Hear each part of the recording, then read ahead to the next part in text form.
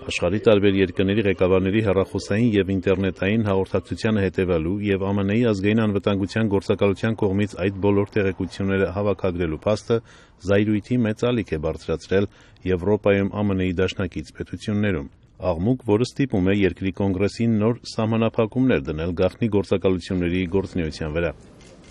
Ազգային անվտանգության գործակալության տնօրեն բանակի գեներալ Քեյթ Ալեքսանդրը հունվարին անցնելու է թոշակի ու իրեն այս պաշտոնում փոխարինողին թողնում մեծ խնդիրներ։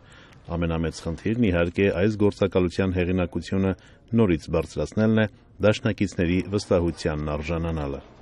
Իսկ ինչպես է ազգային անվտանգության գործակալության պատմության մեջ հիշվելու Ալեքսանդրի դերը, որը նաև եղել է կիբեր համակարգչային հետախուզության գործակալության ղեկավարը։ Իհարկե ոչ բացասաբար, քանի որ նա, եթե նույնիսկ երբեմն չափի սահմաններն անցնելու գնով իրականացրել է ահաբեկչությունները կանխելու մեծ աշխատանքներ։ Ուղղակի ասում են շատերը, ամենամեծ մեղքն այն էր, որ նրա գործակալությունը չի կարողացել մինչև վերջ գաղտնի պահել այդ գաղտնիքները։ Վաշինգտոնի ռազմավարական եւ միջազգային հետազոտությունների կենտրոնի վերլուծաբաններից Ջեյմս Էնդրու Լյուիսը նշում է, որ վարչակազմի անդամներից շատերի կարծիքով Ալեքսանդրը նույնիսկ անփոխարինելի է իր այս պաշտոնում։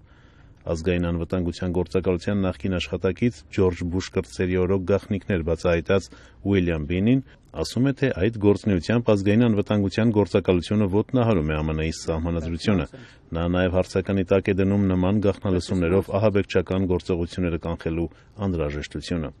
Լավ իմանալով այս գործակալության գործելավոճը, նա չի էլ կարծում, որ այսքանից հետո այն կդադարեցնի հեռախոսային եւ ինտերնետային լրտեսությունը։